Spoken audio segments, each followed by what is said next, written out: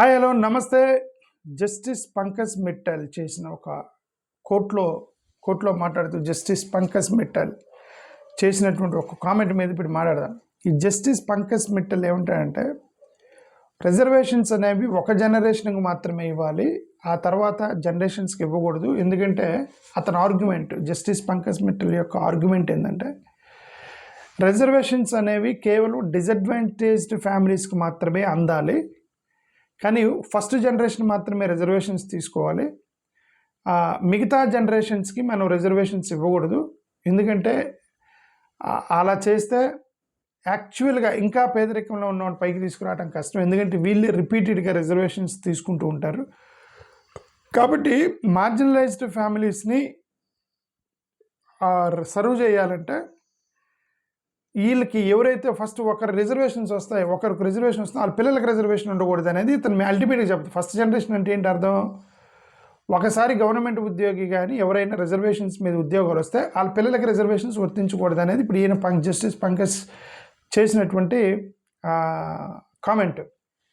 నేను మీకు చాలాసార్లు చెప్తాను ఏంటంటే, నా వ్యూవర్స్కి చెప్పేది ముఖ్యంగా బీసీ, ఎస్సీ, ఎస్టీ, హిందూ సహోదరులకు చాలాసార్లు చెప్పేది ఏంటంటే, మీరు నన్ను మత కోణంలో చూడొద్దు. మీరు నన్ను కానీ ఏడిఎస్ని కానీ, లేదంటే ఇప్పుడు రాబోయేటువంటి కొత్త ప్లాట్ఫామ్ అంబేద్కర్ పేరు మీద ఒక ప్లాట్ఫామ్ 100% పెడతాము.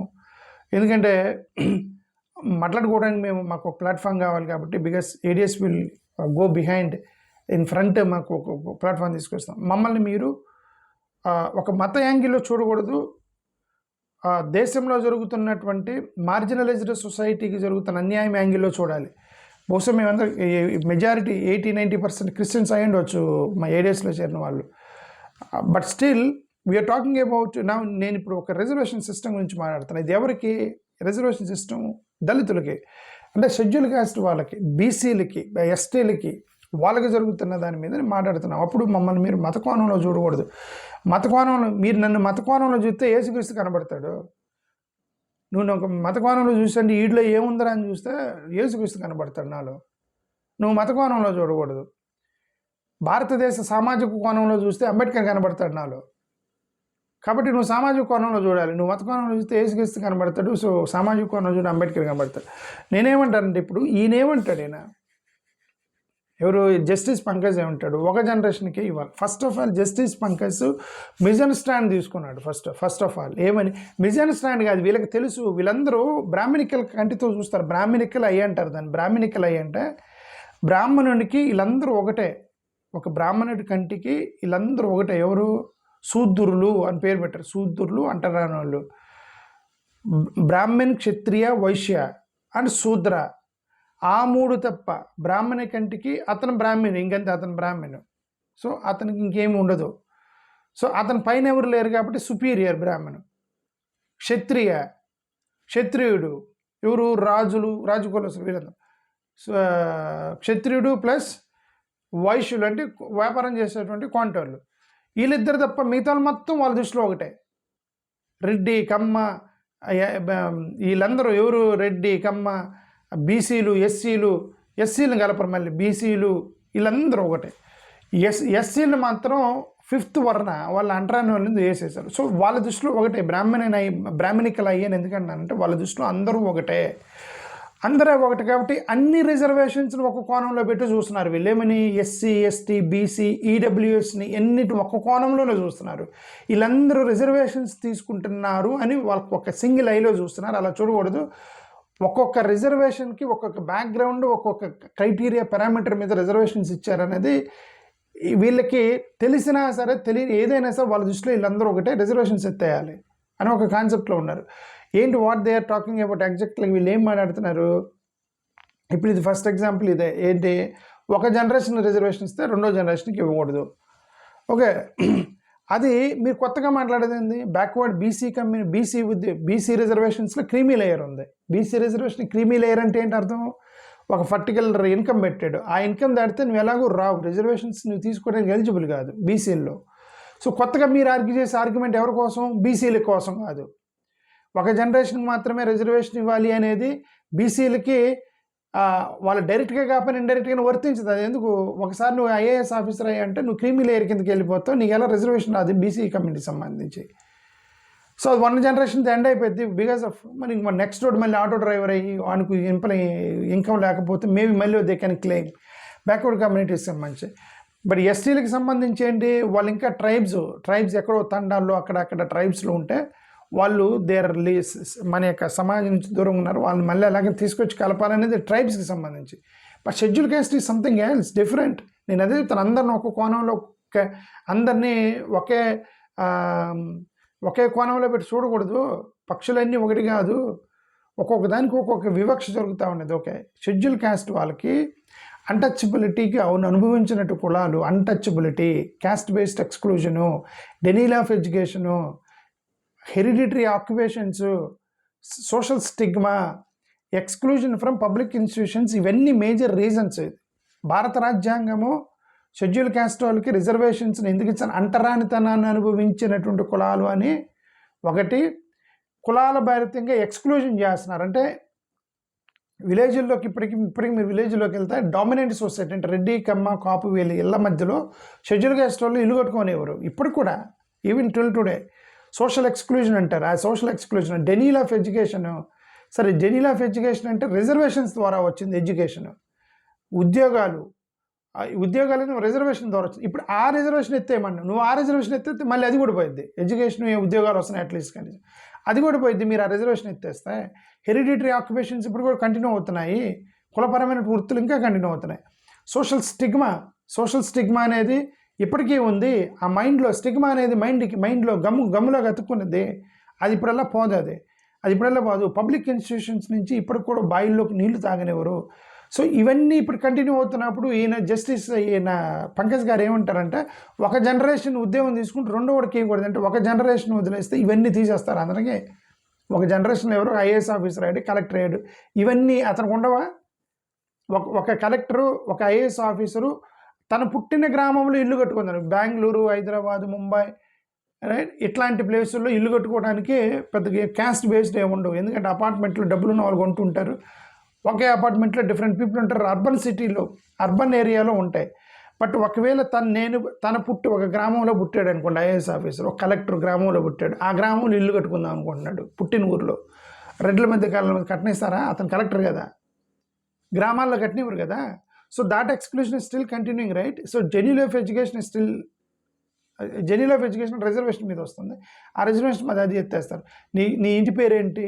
అదే నిన్న TV5 వాళ్ళు పెట్టారు కదా, రావణ్ అనే వ్యక్తి, ఇది ప్రశ్న రావణ్ అనే వ్యక్తి, అతని కులం ఏంటి? మాదిగని కొంతమంది, మానని కొంతమంది, కమ్మని కొంతమంది. అంటే ఒక పెద్ద ఎపిసోడ్ వేశాడు అతను TV5. అతను ఏమని, ఇంటి పేరు బచ్చల కూర కాబట్టి మాదిగలు ఉన్నారు, ఇతను మాదిగా కమ్ముడు కాదని చెప్పి ఆర్గ్యుమెంట్ ఉంది. అంటే నువ్వు సర్నేమ్ దేనికోసం చూస్తున్నావు? కులాన్ని ఐడెంటిఫై చేయడానికి చూస్తున్నావు అని కదా అర్థం. సో సర్నేమ్ బట్టి ఇతని కులం అని చెప్పి వాళ్ళు తగులుకున్నారు. అందుకనే చెప్తుంది, మీరు ఇంటి పేర్లు పెట్టి కులాలను చూస్తున్నారు, అందుకనే రిజర్వేషన్స్ కంటిన్యూ చేయాలని అంది. కమ్యూనిటీ మీరు ఎక్కడ ఉంటున్నారు, ఏ ఏరియాలో ఉంటున్నారు, మ్యారేజ్ నెట్వర్క్స్ ఇదంతా. ఎందుకంటే అమ్మాయిని చూస్తున్నాము, ఏదో నేను అమ్మాయిని చూస్తున్నాము, ఓకే ఫైన్, నీకు ఎలాంటి అమ్మాయి కావాలంటే మా కులపు అమ్మాయిని చూడండి, అంతే కదా. ఎందుకు మీ కులపు అమ్మాయి అంటే వాళ్ళట్ట మాకు ఎవరు, వాళ్ళట్ట ఎవరు, ఏదో ఎక్స్ట్రాడినరీ థింగ్ హ్యాపెండ్, ఓకే, ఏదో జరిగింది, మాలంటే inter caste marriages. But this is not a standard practice, right. So village identity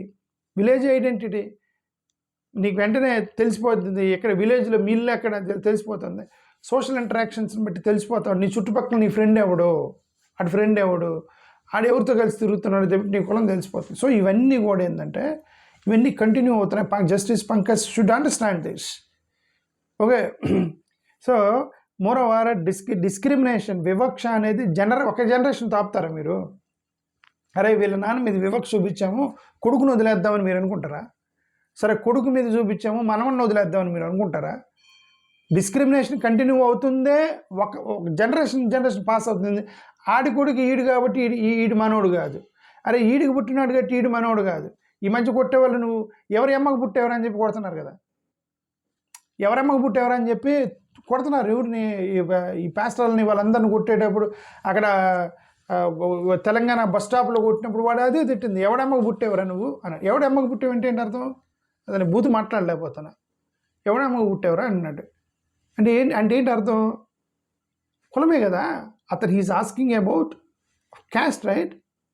so ఇదంతా కంటిన్యూ అవుతుంది. Housing, marriage, education, employment, access to temple, social exclusion అనేది, దళితుల మీద వివక్ష అనేది, ఉద్యోగాలు వచ్చినా కూడా కంక్లూజ్ అవుతాయి, కంటిన్యూ అవుతాయి. కంటిన్యూ అవుతున్నప్పుడు నువ్వు ఒక జనరేషన్తో వివక్ష ఆపనప్పుడు నువ్వు ఒక జనరేషన్ రిజర్వేషన్ ఇవ్వాలనేటువంటి ఆర్గ్యుమెంట్ ఏంది? ఎత్తేయడానికి ప్లాన్, అంతే, ఎత్తేయడానికి ప్లాను. ఆర్టికల్ 17 అన్టచబిలిటీని మాత్రమే క్రైమ్గా పరిగణించింది. The biggest crime in the untouchability. నేను అంటరానోడు అని అంటే మాత్రం వెంటనే తీసుకెళ్ళి జైలు వేసేయమంది ఆర్టికల్ 17. బట్ అక్కడ క్యాస్ట్ డిస్క్రిమినేషన్ చూపిస్తే వెంటనే జైలు వేయండి రాసి ఉంటే బాగుండేది. అదొక్కటే మిస్ చేశాడు అంబేద్కర్ గారు. బట్ దాని మీద చట్టాలు వేసుకున్నారు, ఏమని? క్యాస్ట్ డిస్క్రిమినేషన్ చూపించకూడదు, ఆర్టికల్ 14 అందరూ ఒకటే, 15 అందరూ ఒకటే, 16 ఒకటే, దీన్ని బేస్ చేసుకుని చట్టాలు వేసుకున్నారు. SC ST యాక్ట్ లాంటి చట్టాలు వేసుకున్నారు. తప్పితే ఈ article 17 abolition of untouchability and caste discrimination రాస్తే బాగుండేది. Only article 17 and caste discrimination రాయకుండా అన్టచబిలిటీ మాత్రమే రాశారు. కాబట్టి వాళ్ళు ఇప్పుడు మేమేం అన్టచబిలిటీ చూడలేదు కదా, బట్ క్యాస్ట్ డిస్క్రిమినేషన్ కంటిన్యూ చేస్తామని చేస్తున్నారు. సో చాలాసార్లు సుప్రీంకోర్టు ఏం చెప్పింది, అసలు మీరు రిజర్వేషన్గా చూడొద్దు అంటే రిప్రజెంటేషన్గా చూడండి అని. రిప్రజెంటేషన్ ఏంది? వాళ్ళకు అదొక కమ్యూనిటీ, ఇదొక కమ్యూనిటీ, ఇదొక కమ్యూనిటీ, ఇదొక కమ్యూనిటీ, ఆ కమ్యూనిటీ నుంచి రిప్రజెంటేషన్స్ తీసుకుంటున్నామని మీరు భావించండి. సుప్రీంకోర్టు చాలాసార్లు చెప్పింది ఇది. సుప్రీంకోర్టు చాలాసార్లు ఏం చెప్పారు? Reservations also serve the goal of ensuring adequate representation in public institutions. ఇది చాలాసార్లు సుప్రీంకోర్టు స్టేట్మెంట్ చేసింది. ఆ పబ్లిక్ ఇన్స్టిట్యూషన్స్లోకి ఆ కమ్యూనిటీ నుంచి మనం రిప్రజెంటేషన్ తీసుకుంటున్నామని మీరు భావించండి అన్నారు. రిప్రజెంటేషన్ తీసుకునేటప్పుడు మీరు 1 జనరేషన్, 2nd జనరేషన్ చేయకూడదు. ఎందుకంటే మీరు ఈ స్కామ్ చేస్తారు. ఏంటి? నాట్ ఫౌండ్ సూటబుల్ స్కామ్ చేస్తారు. ఏంటిది నాట్ ఫౌండ్ సూటబుల్ స్కామ్? ఇప్పుడే ఏది IAS ఆఫీసర్ల పిల్లలకి ఒకసారి ఉద్యోగం వచ్చినవాడికి మళ్ళీ వాడి పిల్లలకి, ఒకసారి గవర్నమెంట్ ఎంప్లాయీ పిల్లలకి మళ్ళీ వాళ్ళ పిల్లలకు ఉద్యోగం అప్లికేషన్ పెట్టుకునే ఎలిజిబిలిటీ ఉన్నప్పటికీ కూడా, ఆ ఎలిజిబిలిటీ ఉన్నప్పుడు కూడా నాట్ ఫౌండ్ సూటబుల్ అన్నారు. నాట్ ఫౌండ్ సూటబుల్ అంటున్నారు. మాకు సరైన క్యాండిడేట్ దొరకలేదని చెప్పి కాంట్రాక్ట్ బేసిస్ తోటి ఓసీలకి జనరల్ డైవర్ట్ చేస్తున్నారు సీట్లని, నాట్ ఫౌండ్ సూటబుల్ అని. ఇక ఈ ఉద్యోగులను వదిలేసి కేవలం ఆ గ్రామీణ ప్రాంతాల్లో వాడికే మేము వస్తామని పెట్టారనుకోండి మీరు, ఫస్ట్ జనరేషన్ అని ఆడికి పెట్టేసి ఈ సూటబుల్ కాదని చెప్పి డైవర్ట్ చేసుకుంటారు. స్కామ్ పెరిగిపోయింది. అప్పుడు ఇంకా scam becomes more bigger scam.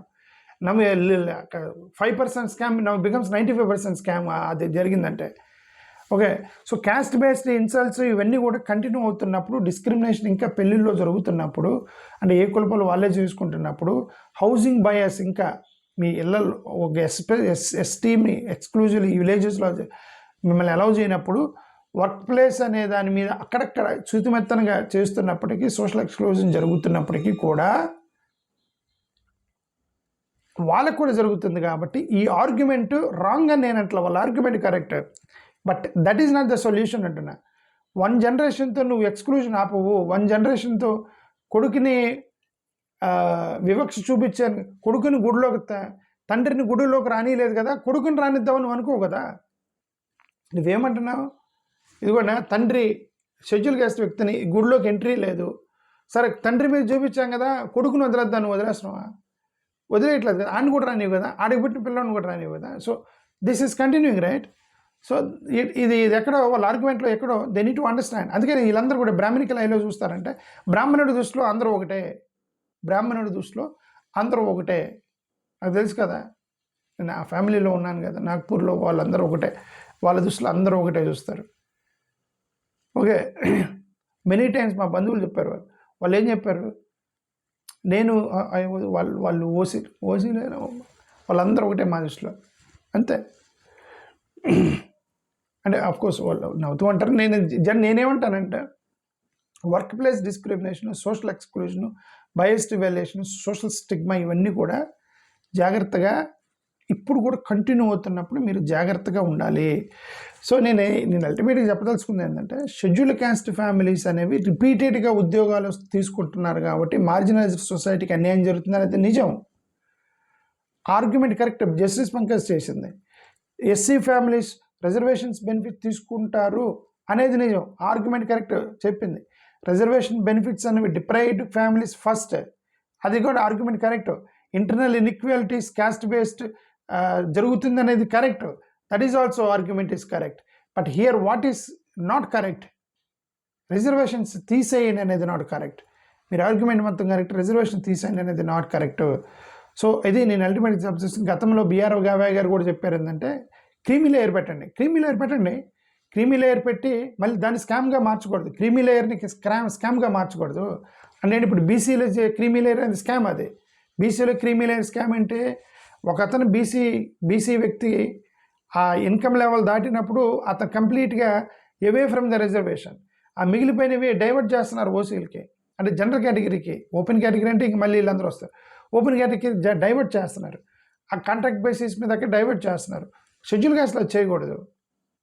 Priority should be given to first generation అని పెట్టాను, దట్ ఇస్ గుడ్. ప్రయారిటీ అంటే ఏంటి అర్థం, ఫస్ట్ జనరేషన్ వాడు దొరకకపోతే నువ్వు నెక్స్ట్ జనరేషన్కి ఇవ్వాలి, అది దొరకకపోతే అప్పుడు ఐఏఎస్ కొడుకు కూడా ఇవ్వాలి.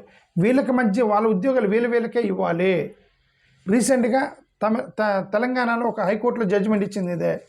హైకోర్టులో ఒక పిటిషన్ వేసింది ఏమని, ఫిల్గా అనేటువంటి సీట్లని నెక్స్ట్ క్యాండిడేట్కి ఇవ్వచ్చు. బ్యాక్వర్డ్ ఏదో నిన్నే ఒకటి చూశాను నేను, ఏమని మిగిలిపోయిన సీట్లని అదే కులానికి సంబంధించిన అన్క్వాలిఫైడ్ క్యాండిడేట్కి ఇవ్వాలంటే వీళ్ళు కోర్టుకు వెళ్ళారు. ఏమని కట్ ఆఫ్ ఇచ్చాడు అనమాట, ఒక కట్ ఆఫ్ ఇచ్చారు, షెడ్యూల్ క్యాస్ట్లో సీట్లు ఫిల్ అవ్వట్లేదు. సరే కట్ ఆఫ్ తగ్గించి ఆ షెడ్యూల్ క్యాస్ట్లోని ఫిల్ చేద్దామని అక్కడ ఎవరో నిర్ణయించింది తెలంగాణ గవర్నమెంట్. టక్కని తీసుకెళ్ళి కోర్టుకు వేశారు అధికారులు. ఏమని అలా కాదు, దానికి రావడానికి లేదు, దాన్ని జనరల్కి మీరు డైవర్ట్ చేయాలని చెప్పి కోర్టుకు వేశారు. ఇప్పుడు క్రీమీ లేయర్ జరిగేది అదే. మీరు వీళ్ళందరూ అన్నా క్రీమీ లేయర్ అంటే మీరు ఎట్టంటే మాట్లాడకండి. క్రీమీ లేయర్ మీద పెద్ద స్కామ్కి దారి తీసేది. నేను చెప్తాను మమ్మల్ని కంట్రోల్ చేస్తున్నారు. క్రీమీ లేయర్ మీద ఉద్యమం చేద్దాం. స్వామి creamy layer that's going to be bigger scam, 5% scam, it leads to 90% scam. అది క్రీమీ లేయర్ అనేది. మీరు అని మా అనుకోద్ది వీళ్ళందరూ మేము ఉద్యమాలు చేస్తాను, ఉద్యమాలు కదా ఒక్కదా మనం ఆపుతున్నాం. అందుకని ఆగండి, ఇవన్నీ కూడా మనం స్లోగా ఒక్కొక్కటి టేకప్ చేద్దాం. ఈ జస్టిస్ విక్రమ్ సింగ్ గారు ఏదో చెప్పారు, చంద్ర శర్మ గారు, వీళ్ళందరూ కూడా క్రీమీ లేయర్ గురించి మాట్లాడారు. ప్రతి క్రీమీ లేయర్ అనేది చాలా జాగ్రత్తగా స్కెచ్ చేయాలి. క్రీమీ లేయర్కి కన్విన్స్ చేసి క్రీమీ లేయర్ పేరుతో ఉద్యోగాలు మొత్తం మరి ఓపెన్ కేటగిరీ మారుస్తారు. ఆ స్కామ్ వీళ్ళకి అర్థం కావట్లేదు, షెడ్యూల్ క్యాస్ట్ వాడికి అర్థం కావట్లా, అది విషయం. థ్యాంక్ యూ, నమస్కారం.